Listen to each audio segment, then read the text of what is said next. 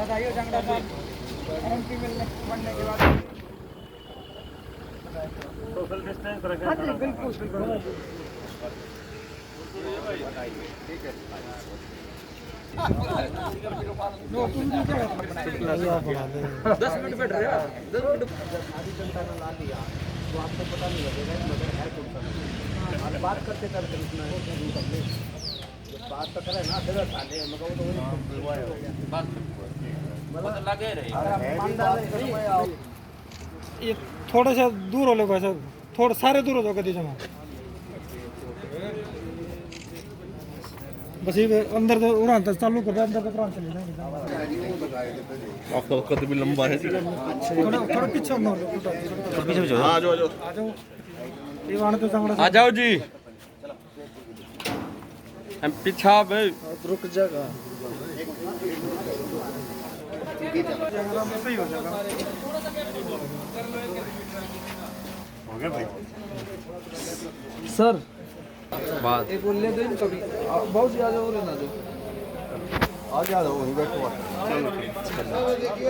यहाँ सारे जने सोचते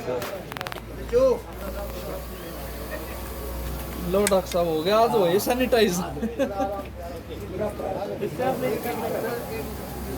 हो गया सैनिटाइज। डांगी इंडस्ट्रीज पूरे घुआना को सैनिटाइज कर देंगे पहले घरों को किया अब इंसानों को कर रहे हैं। आओ जी सुमित कक्कड़ इसमें तो है ना भाई आ जाना। परवीन भारद्वाज जी इसमें से आओ।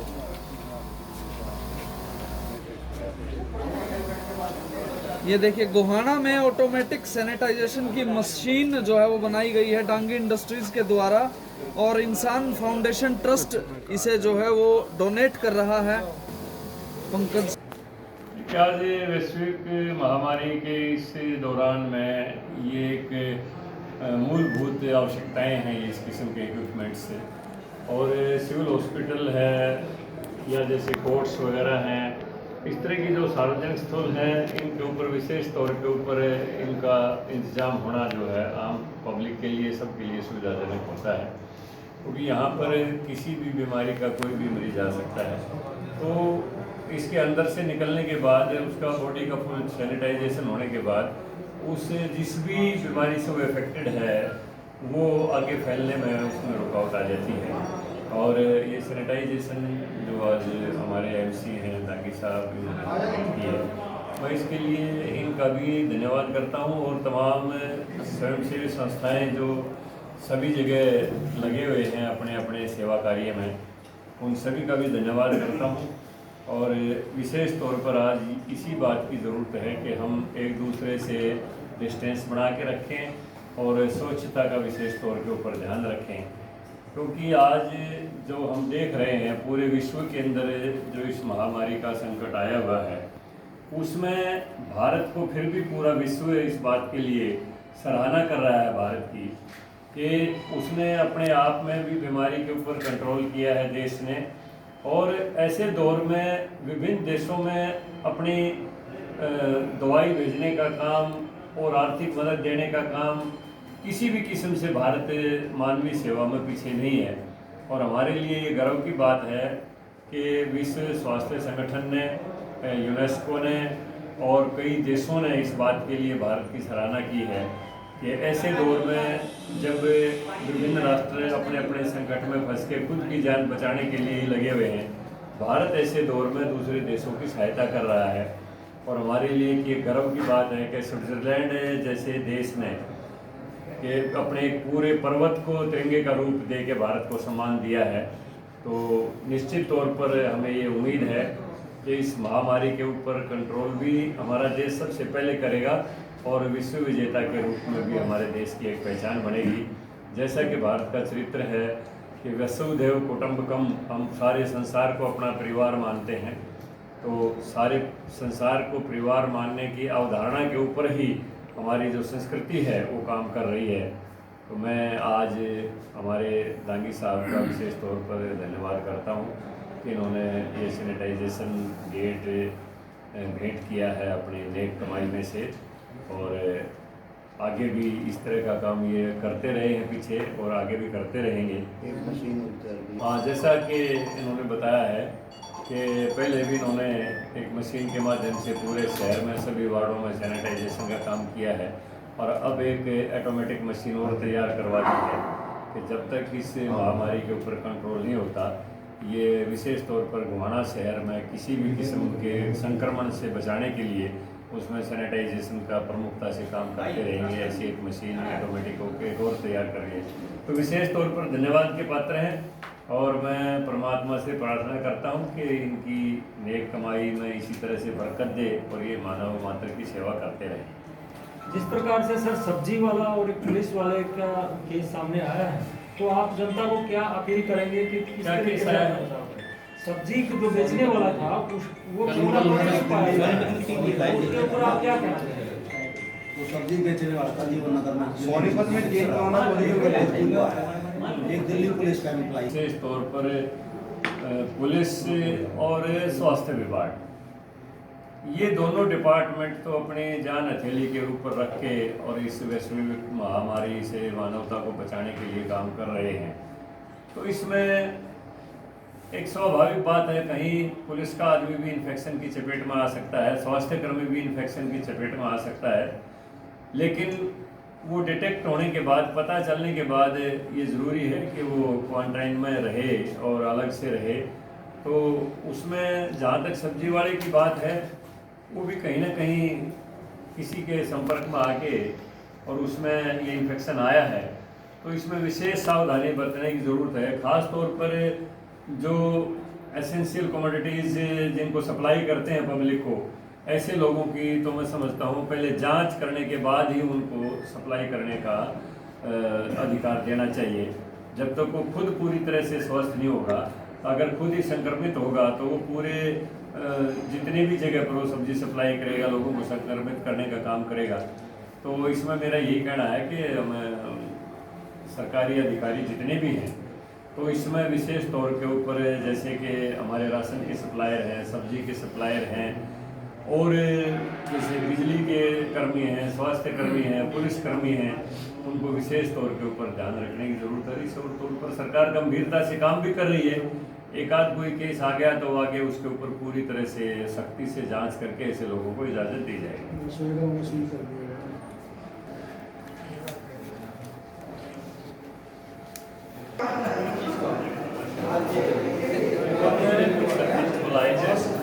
राज्यसभा सांसद रामचंद्र जांगड़ा और दांगी छाप सुजीता दांगी के फादर इन लॉ।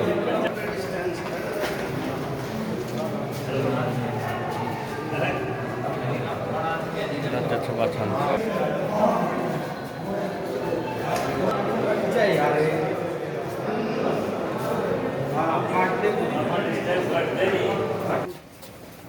एक बार ना देखिए किस तरीके से बेटा अंतर नहीं चले जाएगा। राज्यसभा सांसद रामचंद्र जांगड़ा द्वारा ऑटोमेटिक मशीन सैनिटाइज की उसका रिबन काटवाया है। बलजीत सिंह दांगी उनके पुत्र वधू। ये देखिए अब ऑटोमेटिक मशीन ये दांगी साहब ने सुजता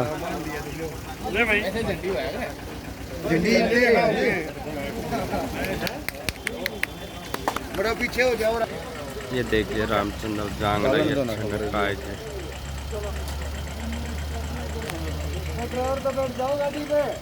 ऑटोमेटिक है।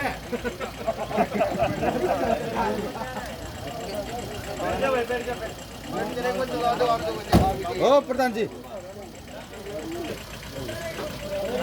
जी कर दो शुरू कर दो। देखिए ऑटोमेटिक मशीन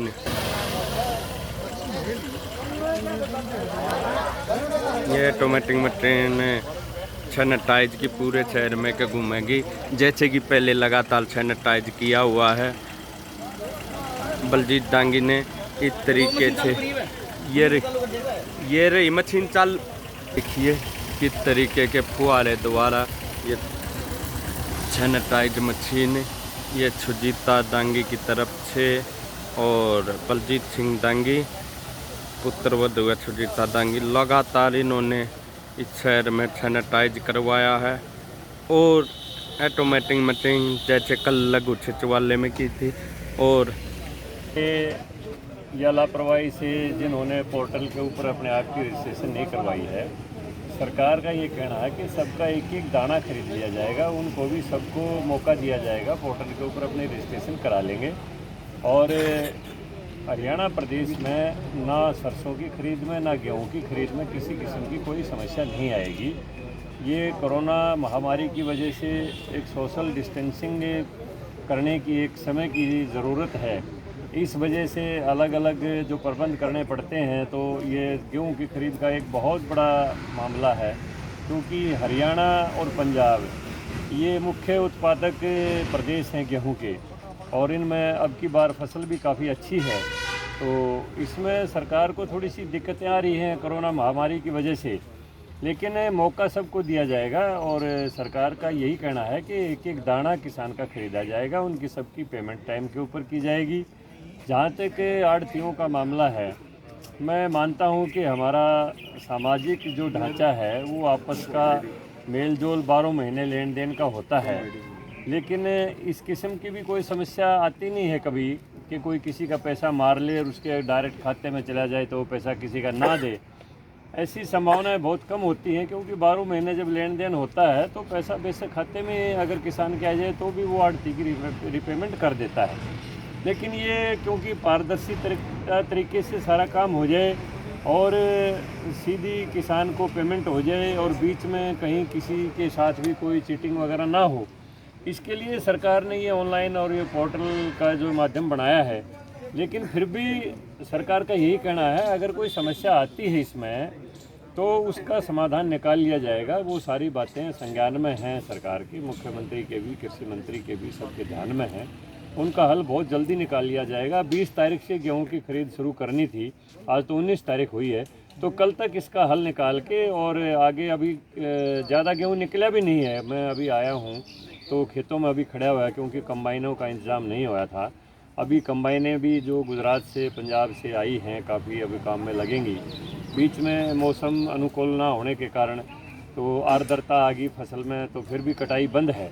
लेकिन जैसे ही कटाई भी ज़ोर से चालू होगी और सरकार ने 20 तारीख से जो गेहूं की खरीद का जो डिक्लेयर किया है, 20 तारीख के बाद लगातार खरीद जारी रहेगी और इस किसान को भी, आढ़ती को भी किसी किस्म की समस्या का सामना नहीं करना पड़ेगा। सर एक सोने माफिया लगातार आप इस तरफ कहाँ देखते हैं? किस्म के जो आदमी हैं वो पकड़े भी जा रहे हैं।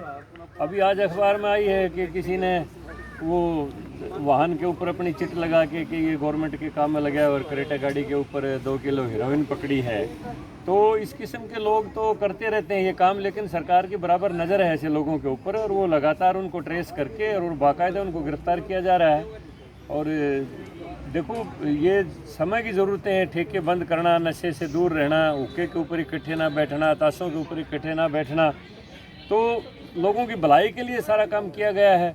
इसमें देव और दानव तो संसार का ये चक्र है, हमेशा लगे रहते हैं। स्मगलर भी आते हैं, टेररिस्ट भी आते हैं, लेकिन उनके ऊपर कंट्रोल भी होता है। लगातार सरकार इस बात में सजग रहती है। डंगना साहब, एक सबसे जबकि उसके पास ना उठाने के साधन ना रखने के साधन है, आगे दिक्कत आएगी, इसको लेके क्या कहना है? नहीं, पहले उठाने के साधन और रखने के साधन करने के बाद ही टेंडर दिए जाते हैं। और एफएड हरियाणा सरकार की एक एजेंसी है, इन्होंने अगर खरीद के लिए टेंडर लिए हैं तो आगे अपना इंतज़ाम भी सारा किया है। उसमें कोई आगे जब खरीद चलेगी तो आप देखोगे उसमें समस्या का सामना कोई नहीं करना पड़ेगा। वो सारा का सारा इंफ्रास्ट्रक्चर डेवलप कर लिया जाएगा। लेकिन आढ़ती इसका विरोध कर रहे हैं, क्योंकि एफएड की पहले भी परचेजिंग जो है गलत तरीके से की जाती है। वो कहते हैं कि पेमेंट ठीक नहीं मिल रही, उठान ठीक समय पर नहीं होता, पहले भी शिकायतें करते आ रहे हैं। नहीं, ऐसी कोई नहीं आएगी। और अब की बार तो क्योंकि करी जाएगी तो अब की बार तो उठाने में कोई भी समस्या नहीं। उनको नगर निगम सोनीपत ने को शुक्र राशन दिया है, यहाँ कोई नहीं किसी को मिला। वो बिल्कुल गरीब आदमी है, और जो बीपीएल कार्ड है उनको तो राशन फ्री में भी मिल रहा है। जो एपीएल वाले हैं और गरीब आदमी हैं उनको राशन नहीं मिला। उसके बारे में आप क्या कहना चाहते हैं? क्या होगा जंगला साहब? ये कई जगह से मेरे पास टेलीफोन आए हैं और मैंने इस विषय में डीसी सोनीपत से भी बात की थी और डीसी रोहतक से भी मैंने बात की थी। तो दोनों तरफ से यही जवाब था कि इस समस्या के बारे में हमने सरकार को अवगत करा दिया गया है और जल्दी ही इसका सरकार की तरफ से इंडिकेशन आ जाएगी। ऐसे बहुत लोग हैं जो बीपीएल की श्रेणी में नहीं हैं, जिनके हरे कार्ड हैं, लेकिन अब क्योंकि मजदूरी भी रुक गई और काम धंधे भी बंद पड़े हैं तो उनके सामने भी ये राशनिंग की समस्या है। तो हरियाणा प्रदेश में तो मैं निश्चित तौर पर ही कह सकता हूँ कि इस किस्म की कोई समस्या वैसे तो समाज भी नहीं आने देता, लेकिन सरकार की तरफ से भी इनका समाधान निकाल दिया जाएगा।